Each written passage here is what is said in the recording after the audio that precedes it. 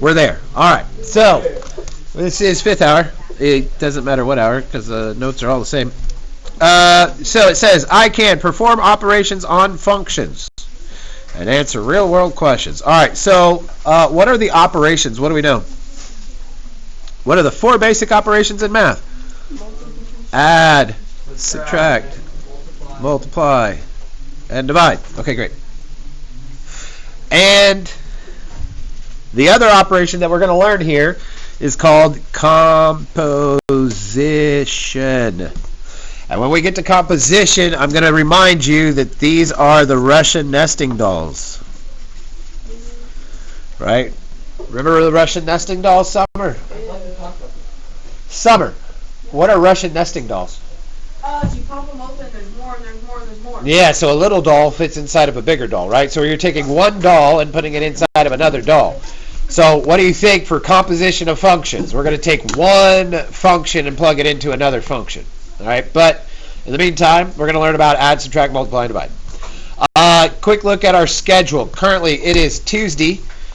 We just finished our quiz, so today we're going to start the 5-5 notes. Tomorrow, we're going to finish them. Thursday, we're going to start the 5-6 notes. Friday, we're going to finish them. What about Wednesday? That's tomorrow. Wow. Yeah. Sorry, tomorrow-y, I guess. Next Monday, the 13th, it's no school for you. All right, congratulations, you got a 3-day weekend. On Tuesday, I'm going to have a work day because Mr. Stevens is going to be up in Kansas City. Doing what? I'm taking a group of students to the Linda Hall Library. Yeah, we got a field trip. Are you sure you're not just skipping? No, I'm definitely not skipping. I love you. Wednesday, the 15th, there's the 5-5-5-6 quiz. Thursday, the 16th, is a review day. And then Friday is the unit test. Questions about the next 2 weeks? But I have state testing it. Great. I'm making videos of all 4 of these days. So you're not going to miss anything. The homework for these 4 are not due until Tuesday. So I'm giving you an extra day to get the homework done. So you're going to be okay. Well, I was going to miss this class. I don't know. I don't know when you're supposed to be starting. Hey, bro, no, I have some questions. We ready? What did you say? How many units do we have? How many units? We have to get through 6 and 7. 6, 7. That's hard. We're all a big. So funny, I forgot. Yeah, but I got through 7. All right, so When you're the one that drinks it all. back at it. Hey, we're recording, people. Be nice. Don't yell at me, Summer. How do you define the sum? How do you define the sum and difference of functions? All right, so this actually you already know how to do the work. Only thing that I'm going to teach you is what does the notation mean. So f plus g of x is the same thing as f of x plus g of x. All right, so when I see this notation, I can think of it as the f function plus the g function. So in this instance, the f function is 3x plus 4, so we have 3x plus 4 plus, and then the g function, x squared minus 5x plus 2. All right, so how do we add polynomials? You just ignore the parentheses and combine like terms. So f plus g at x, when I combine like terms, I get x squared. Negative 5 plus 3 is a negative 2x. 4 plus 2 is a positive 6. Ta-da! That's it. We've already gone over sum of polynomials, right? Drop the parentheses, ignore the parentheses, combine like terms. For difference, that's subtraction. So what do we do with f minus g of x? It's the same thing as f of x minus g of x, which is to say in this instance 3x plus 4 minus x squared minus 5x plus 2. Now what's the only difference between this adding and subtracting polynomials? Yes, you can. Yes, sir. Yeah, we have to distribute that negative. So I would get 3x plus 4, and then I got to distribute the negative. So minus x squared plus 5x minus 2. And now combining our like terms. F minus g of x is, well, we got a negative x squared. 3x plus 5x is a total of 8x. And 4 minus 2 is a positive 2. Questions about adding and subtracting? All right, cool.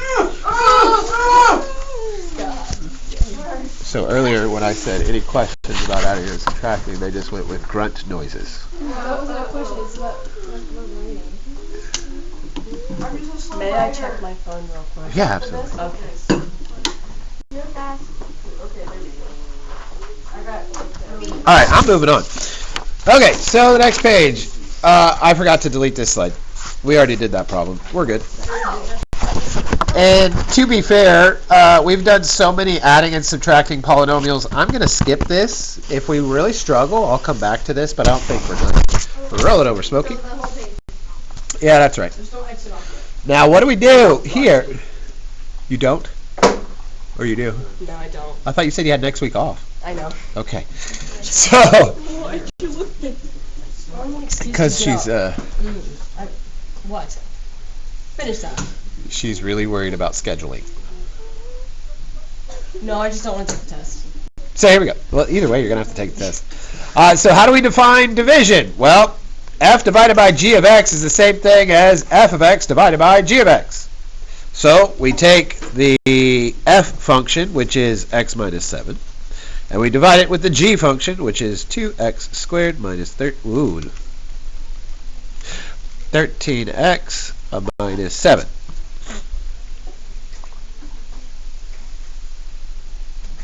Now, when it comes to division, nice, Asa. The big problem is this. We can't divide by 0.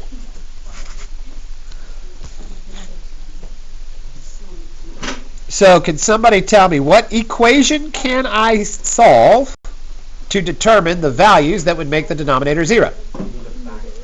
But that's the process. Before I factor, what equation am I going to write here to find out the values that will make the denominator 0? Go ahead. I'm ready.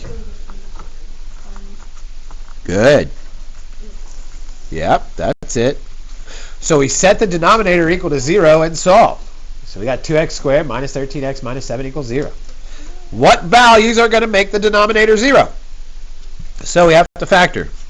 The only thing that multiplies together to get me a 2x squared would be 2x. And good. The only thing that multiplies together to get 7 is 1 and 7. 1 and 7. All right, so what are we going to put in here with the 2x? The 1 goes with the 2x and the 7 goes here. I have different signs. The second sign is negative, so my signs have to be different. The bigger product will be negative. 1x, 2x times 7 is 14x, so I want that to be negative and that to be positive. Whoop. All right, so does this work? So negative 14x plus 1x is negative 13x. It will work. So we set each factor equal to 0 and solve. Subtract the 1, so 2x has to equal negative 1. Divide the 2, so x here is negative 1/2. Add the 7, so x equals 7. Now, what we found are the two values that would make the denominator 0. So that means in our domain, x cannot equal a negative 1/2 or 7. X can equal every other value but negative 1/2 and 7. If I were to write that in interval notation, I would say negative infinity to negative 1/2 union negative 1/2 to 7 union 7 to infinity.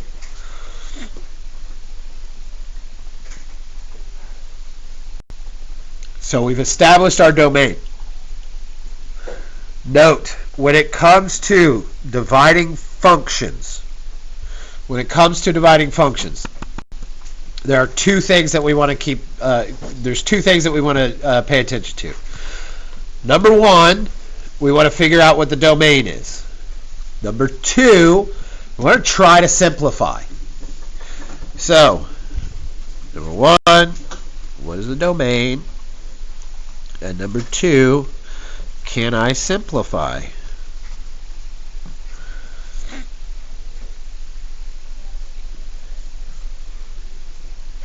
So, do we know the factors of the denominator here? Yeah, we did all that work over here, so let's just put it back here.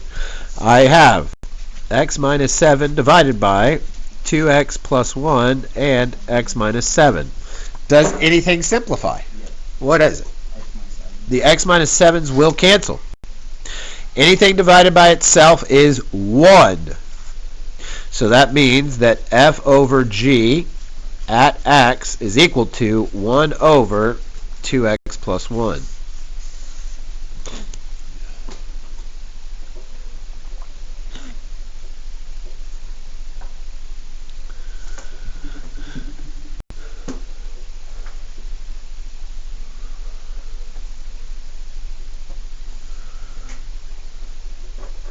Questions about it?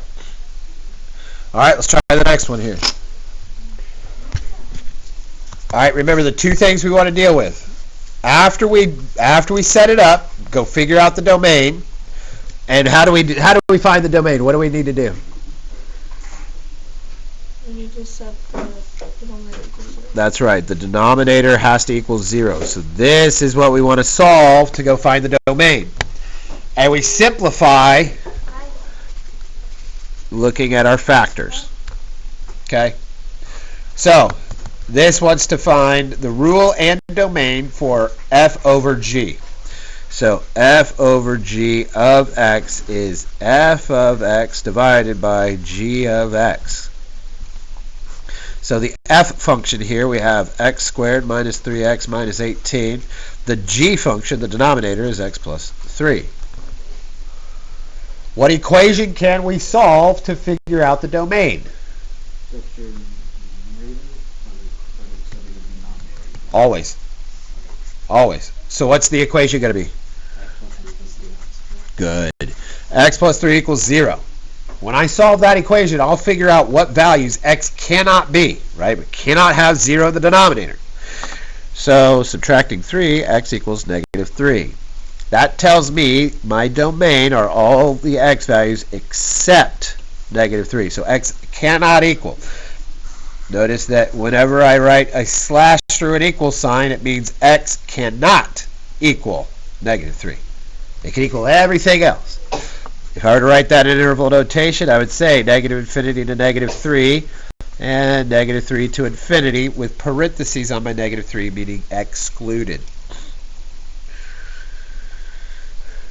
All right, so what's the second thing that we want to do? Simplify. Yeah, we want to simplify.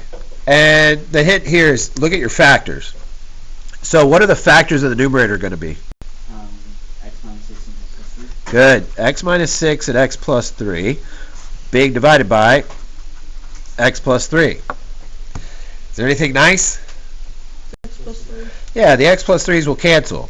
So that tells me that f over g at x is nothing more than x minus 6.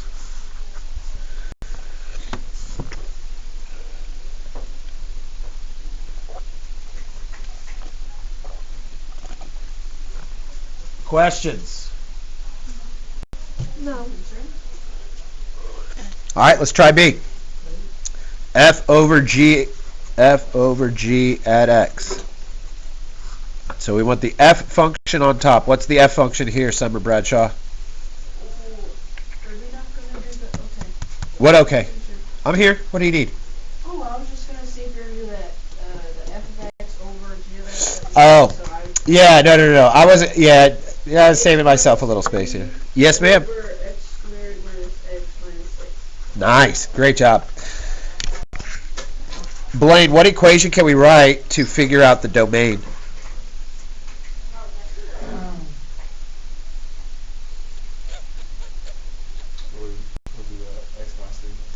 Yeah, so, Or is it only if it's the denominator? yeah. X squared minus x minus Good job. 0. Good job. X squared minus x minus 6 equals 0. It's always the denominator, right? We just don't want the bottom cannot equal 0. The top is fine, but the bottom can never, ever equal 0. All right, so the only thing that multiplies together to get x squared is x and x. What are the factors of 6 that subtract to 1? We got a 2 and a 3. Different signs. Bigger one is negative, so it's a positive 2, negative 3. Set each one of those equal to 0 and solve, so x cannot equal negative 2 or positive 3. That is our domain. I'm not going to write that in interval notation. It just gets clunky. I wanted to show you, but I didn't want to keep doing it. We already did the hard work here. We factored. We've already factored the denominator. So x minus 3 over x plus 2 times x minus 3. All right, what cancels? X minus 3. The x minus 3's will cancel, leaving us with a 1 on top. So f over g of x simplifies to 1 over x plus 2. And that's where we're going to stop for today.